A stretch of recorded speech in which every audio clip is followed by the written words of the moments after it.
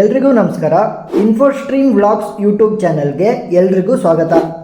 ಈ ವಿಡಿಯೋದಲ್ಲಿ ಯಾರಾದರೂ ಹೊಸದಾಗಿ ಹೈನುಗಾರಿಕೆ ಶುರು ಮಾಡೋದಿದ್ರೆ ಅಥವಾ ಆಲ್ರೆಡಿ ಶುರು ಮಾಡಿ ಇನ್ನೂ ಹೆಚ್ಚು ಹಸುಗಳನ್ನು ತಂದು ಲಾಭಾಂಶನ ಹೆಚ್ಚಿಸ್ಕೊಳ್ಳೋದಕ್ಕೋಸ್ಕರ ಯಾವ ರೀತಿ ಬ್ಯಾಂಕ್ನಲ್ಲಿ ಹಸುಗೋಸ್ಕರ ಲೋನ್ನ ಅಪ್ಲೈ ಮಾಡಬೇಕು, ಯಾವ್ಯಾವ ಡಾಕ್ಯುಮೆಂಟ್ಗಳು ಬೇಕಾಗುತ್ತೆ, ಮತ್ತು ಈ ಒಂದು ಬ್ಯಾಂಕ್ ಲೋನ್ಗಳಿಗೆ ಅಪ್ಲೈ ಮಾಡೋದಕ್ಕೆ ಏನೇನು ಅರ್ಹತೆ ಇರಬೇಕು ಅಂತ ಈ ವಿಡಿಯೋದಲ್ಲಿ ಕಂಪ್ಲೀಟ್ ಮಾಹಿತಿನ ತಿಳ್ಕೊತಾ ಹೋಗೋಣ.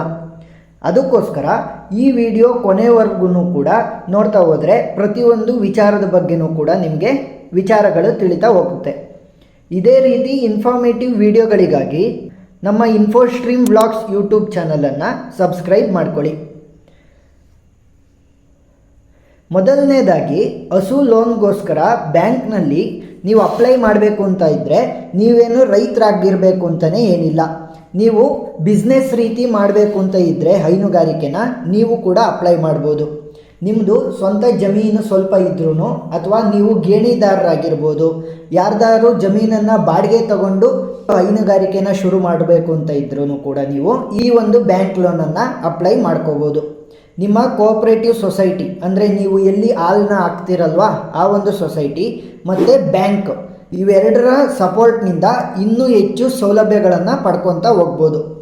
ಮುಖ್ಯವಾಗಿ ಈ ಬ್ಯಾಂಕ್ ಲೋನ್ಗೆ ಅಪ್ಲೈ ಮಾಡೋದಕ್ಕೆ ಯಾವ ಡಾಕ್ಯುಮೆಂಟ್ಗಳು ಬೇಕಾಗುತ್ತೆ ಅಂತ ನೋಡ್ತಾ ಹೋದರೆ, ಮೊದಲನೇದಾಗಿ ನೀವು ಯಾವ ಬ್ಯಾಂಕಿನಲ್ಲಿ ಹಸು ಲೋನನ್ನು ಅಪ್ಲೈ ಮಾಡ್ತೀರಾ ಆ ಬ್ಯಾಂಕಿನಲ್ಲಿ ನಿಮಗೆ ಸೇವಿಂಗ್ ಬ್ಯಾಂಕ್ ಅಕೌಂಟ್ ಇರಬೇಕು. ಎರಡನೆಯದಾಗಿ ನಿಮ್ಮ ಹಾಲಿನ ಹಣ ಆ ಒಂದು ಸೇವಿಂಗ್ ಬ್ಯಾಂಕ್ ಅಕೌಂಟ್ನಲ್ಲೇ ಹೋಗಿ ಜಮಾ ಆಗ್ತಾ ಇರಬೇಕು. ಇಲ್ಲಿ ಒಂದು ಇನ್ಫಾರ್ಮೇಷನನ್ನು ಕೊಡ್ತಾ ಹೋಗ್ತೀವಿ. ಏನು ಅಂತಂದರೆ, ಯಾವ ಬ್ಯಾಂಕಿನಲ್ಲಿ ಕಡಿಮೆ ಇಂಟ್ರೆಸ್ಟ್ನಲ್ಲಿ ಹಸುಗಳನ್ನು ತಗೊಳೋದಕ್ಕೆ ಲೋನ್ನ ಕೊಡ್ತಾ ಇರ್ತಾರೆ ಆ ಒಂದು ಬ್ಯಾಂಕ್ನಲ್ಲಿ ನೀವು ಸೇವಿಂಗ್ ಬ್ಯಾಂಕ್ ಅಕೌಂಟನ್ನು ತೆಗೆದು ಆ ಒಂದು ಬ್ಯಾಂಕ್ನ ಅಕೌಂಟಿಗೆ ಹಾಲಿನ ಹಣ ಜಮಾ ಆಗೋ ರೀತಿ ಮಾಡಿದ್ರೆ ನಿಮಗೆ ಬ್ಯಾಂಕಿನ ಲೋನಿನ ಇಂಟ್ರೆಸ್ಟ್ ಕಡಿಮೆಯಾಗಿ ಕಡಿಮೆ ಮೊತ್ತನ ಕಟ್ಟಬೇಕಾಗುತ್ತೆ.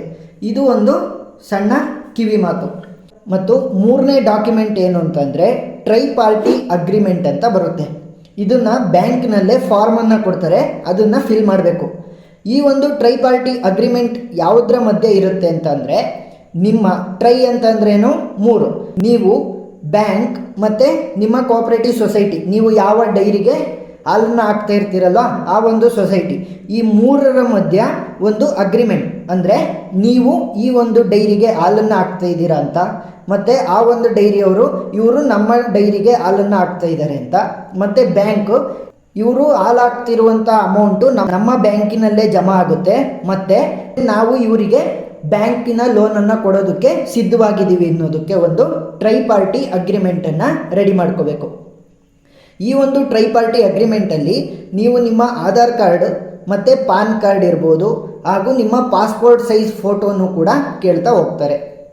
ನಾಲ್ಕನೆಯದಾಗಿ ಡಾಕ್ಟರ್ ಸರ್ಟಿಫಿಕೇಟನ್ನು ತೆಗೆಸ್ಕೋಬೇಕು. ಡಾಕ್ಟರ್ ಸರ್ಟಿಫಿಕೇಟ್ ಅಂದರೆ ನೀವು ಹಸುಗಳನ್ನು ಖರೀದಿ ಮಾಡ್ತೀರಲ್ಲ ಆ ಹಸುಗಳ ಹೆಲ್ತ್ ಇರ್ಬೋದು, ಮತ್ತು ಅದು ಎಷ್ಟು ಹಾಲನ್ನು ಇಳುವರಿ ಕೊಡ್ತಾ ಇದೆ, ಹಾಗೂ ಆ ಒಂದು ಹಸುಗೆ ಯಾವುದಾದ್ರೂ ಕಾಯಿಲೆ ಇದೆಯಾ, ಪ್ರತಿಯೊಂದ್ರದ್ದು ಬಗ್ಗೆ ನೀವು ಡಾಕ್ಟರ್ ಸರ್ಟಿಫಿಕೇಟನ್ನು ತೆಗೆಸ್ಕೋಬೇಕು.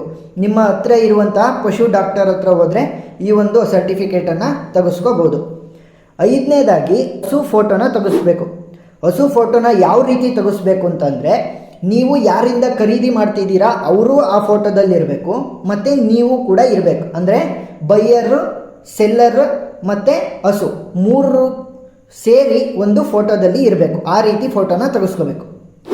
6ನೇದು ಇನ್ಶೂರೆನ್ಸ್ ಇರಬೇಕು ಆ ಹಸುಗೆ. ಯಾಕಂತಂದರೆ ಏನಾದ್ರೂ ಕಷ್ಟಕರ ಪರಿಸ್ಥಿತಿಯಲ್ಲಿ ಹಸುಗೆ ಏನಾದ್ರೂ ಪ್ರಾಬ್ಲಮ್ ಆದರೆ ಅಥವಾ ಹಸುವಿನ ಅನ್ಯಾಚುರಲ್ ಏನಾದ್ರೂ ಡೆತ್ ಆದರೆ ಈ ಇನ್ಶೂರೆನ್ಸ್ ಕಂಪ್ನಿಯಿಂದ ನಿಮಗೆ ಕ್ಲೈಮ್ ಸಿಗ್ತಾ ಹೋಗುತ್ತೆ. ಈ ಒಂದು ಇನ್ಶೂರೆನ್ಸು ಯಾವುದೇ ಕಂಪ್ನಿಯಲ್ಲಿರ್ಬೋದು, ಅಥವಾ ಬ್ಯಾಂಕ್ ಸ್ಪೆಸಿಫೈಡ್ ಕಂಪ್ನಿ ಇಲ್ಲ ಗೌರ್ಮೆಂಟಿನ ಇನ್ಶೂರೆನ್ಸ್ ಇದ್ರೂ ಕೂಡ ನಡೆಯುತ್ತೆ. ಈ ಒಂದು ಇನ್ಶೂರೆನ್ಸ್ನಲ್ಲಿ ಒಂದು ಫಾರ್ಮ್ ಇರುತ್ತೆ. ಆ ಫಾರ್ಮಲ್ಲಿ ಪ್ರತಿಯೊಂದು ಡೀಟೇಲನ್ನು ಹಸು ಬಗ್ಗೆ ಬರ್ಕೊಂಡಿರ್ತಾರೆ. ಆ ಹಸುವಿನ ಏಜ್ ಎಷ್ಟು ಲೀಟ್ರು ಹಾಲು ಕೊಡ್ತಾ ಇದೆ, ಅದರ ಹೆಲ್ತ್ ಕಂಡೀಷನ್ ಹೇಗಿದೆ, ಪ್ರತಿಯೊಂದನ್ನು ಬರ್ಕೊಂಡಿರ್ತಾರೆ. ಮತ್ತು ಹಸುವಿನ ಕಿವಿಗೆ ಟ್ಯಾಗನ್ನು ಹಾಕಿರ್ತಾರೆ. ಆ ಟ್ಯಾಗಿನಲ್ಲಿ ಆ ಹಸುವಿನ ಇನ್ಶೂರೆನ್ಸ್ ನಂಬರ್ ಕೂಡ ಇರುತ್ತೆ. ಆ ರೀತಿ ಇನ್ಶೂರೆನ್ಸನ್ನು ಮಾಡಿಸ್ಬೇಕಾಗತ್ತೆ. ಏಳನೇದೇನು ಅಂತಂದರೆ, ನೀವು ಎಷ್ಟು ಲೋನ್ ಅಮೌಂಟನ್ನು ಕೇಳಿರ್ತೀರ ಅದರಲ್ಲಿ ಸ್ವಲ್ಪ ಮೊತ್ತವನ್ನು ಪ್ರೀಮಿಯಮ್ ಆಗಿ ಕಟ್ ಮಾಡ್ತಾರೆ. ಯಾಕಂತಂದರೆ ಇನ್ಶೂರೆನ್ಸ್ಗೆ ಪ್ರೀಮಿಯಮ್ ಆಗಿ ಕಟ್ಟಬೇಕಲ್ವಾ, ಅದಕ್ಕೋಸ್ಕರ ನಿಮ್ಮ ಲೋನಿನ ಮೊತ್ತದಲ್ಲೇ ಸ್ವಲ್ಪ ಹಣವನ್ನು ಪ್ರೀಮಿಯಮ್ ಆಗಿ ಇನ್ಶೂರೆನ್ಸ್ಗೆ ಬ್ಯಾಂಕ್ಗೆ ಕಟ್ತಾ ಹೋಗುತ್ತೆ. ಮತ್ತು ಈ ಒಂದು ಹಣವನ್ನು ಸ್ಯಾಂಕ್ಷನ್ ಆದ ನಂತರ ಡೈರೆಕ್ಟಾಗಿ ಸೆಲ್ಲರ್ ಅಕೌಂಟ್ಗೆ, ಅಂದರೆ ನೀವು ಯಾರಿಂದ ಹಸುನ ಪಡ್ಕೊಂಡಿರ್ತೀರಲ್ವ ಅವರ ಅಕೌಂಟ್ಗೆ ಹಣವನ್ನು ಜಮಾ ಮಾಡ್ತಾರೆ, ನಿಮ್ಮ ಅಕೌಂಟಿಗೆ ಹಣವನ್ನು ಜಮಾ ಮಾಡಲ್ಲ. ಈಗ ಬೇರೆ ಒಂದು ಗೌರ್ಮೆಂಟ್ ಸ್ಕೀಮ್ಗಳಿರ್ಬೋದು ಅಥವಾ ಯಾವುದೇ ಒಂದು ಬ್ಯಾಂಕ್ ಅಕೌಂಟ್ನಲ್ಲಿ ಲೋನನ್ನು ತೊಗೊಂಡ್ರೆ ನಿಮ್ಮ ಅಕೌಂಟಿಗೆ ಜಮಾ ಮಾಡ್ತಾರೆ. ಆದರೆ ಈ ಒಂದು ಹಸುವಿನ ಲೋನನ್ನು ಏನಾದರೂ ನೀವು ಬ್ಯಾಂಕ್ ಕಡೆಯಿಂದ ತೊಗೊಂಡ್ರೆ ಯಾವ ವ್ಯಕ್ತಿಯಿಂದ ನೀವು ಹಸುವನ್ನು ಪಡ್ಕೊಂಡಿರ್ತೀರ ಅಂದರೆ ತಗೊಂಡಿರ್ತೀರ ಆ ಒಬ್ಬ ವ್ಯಕ್ತಿಯ ಅಕೌಂಟಿಗೆ ಈ ಒಂದು ಹಣ ಹೋಗಿ ಸೇರುತ್ತೆ. ಇಷ್ಟು ಬ್ಯಾಂಕಿನಲ್ಲಿ ಯಾವ ರೀತಿ ಹಸುವಿನ ಲೋನನ್ನು ತಗೋಬೇಕು ಮತ್ತು ಏನೇನು ಮಾನದಂಡಗಳಿವೆ ಹಾಗೂ ಯಾವ್ಯಾವ ಡಾಕ್ಯುಮೆಂಟ್ ಬೇಕಿತ್ತು ಅಂತ ತಿಳ್ಕೊಂಡ್ವಿ. ಇದೇ ರೀತಿ ಇನ್ಫಾರ್ಮೇಟಿವ್ ಕಂಟೆಂಟ್ಗಳಿಗೋಸ್ಕರ ಮತ್ತು ಕೃಷಿ ಚಟುವಟಿಕೆಗಳ ವಿಡಿಯೋಗಳಿಗೋಸ್ಕರ ನಮ್ಮ ಯೂಟ್ಯೂಬ್ ಚಾನಲನ್ನು ಸಬ್ಸ್ಕ್ರೈಬ್ ಮಾಡ್ಕೊಳ್ಳಿ. ಧನ್ಯವಾದ.